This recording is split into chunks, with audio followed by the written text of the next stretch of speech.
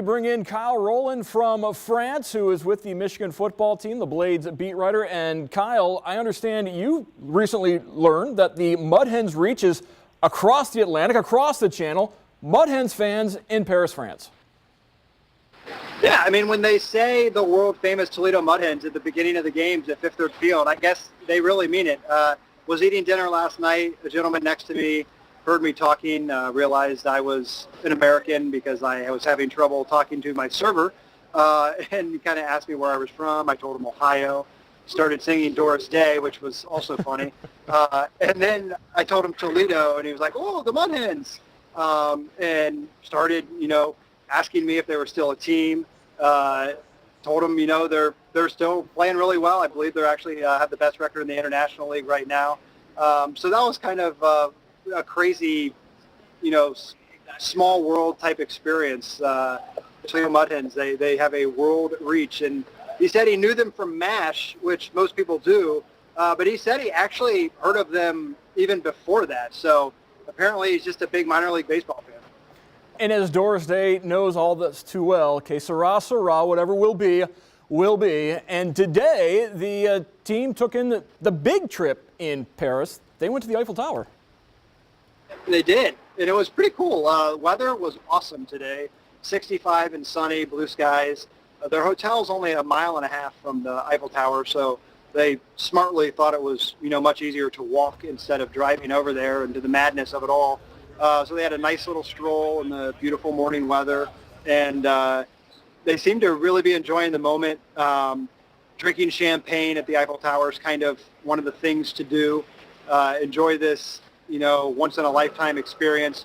Jim Harbaugh was there with his daughter, Addie, and that's one of the cool things of this trip is you see kind of the softer side of Jim Harbaugh, not the guy that, fans see on the football field.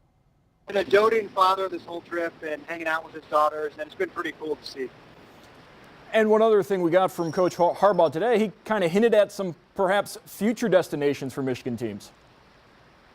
Yeah, they're pretty lofty, I would say. South Africa is one of them, and it seems to be the leader in the clubhouse for next year. And logistically, it seems like a very challenging thing to do because, it's a 16-hour flight from the United States. Would certainly have to be a longer trip than a 1 week. Cuba, Barcelona, Spain, and drawing a blank right now. There was another one mentioned. Athens, Greece. Yeah. So, all four are pretty cool destinations, and I would love to be lucky enough to go to all four.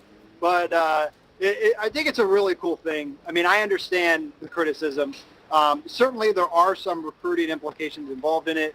Players here this week, talking to them, have said, it definitely impacts you in the recruiting process. Getting to do this kind of stuff makes a difference.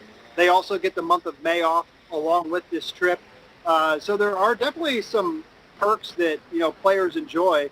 But at the end of the day, if you want to criticize them for losing to Michigan State and Ohio State, I'm right there with you. I agree.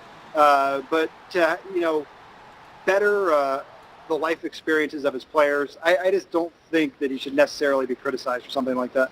Well, I'm guessing a lot of the perception of these trips boils down to the allegiance on Saturday. Michigan fans love these things. Ohio State, Michigan State, Notre Dame fans, probably not as big of fans of these. Absolutely, and it is inevitable. I can't believe another school hasn't done it yet. And, if an Ohio State does, let's say, Urban Meyer decides to do it, I think the Ohio State fans' opinion will change drastically. All right, thank you very much, Kyle Rowland. He is in France with the Michigan football team. Catch all of his stories and videos online at theblade.com as well as in the print editions.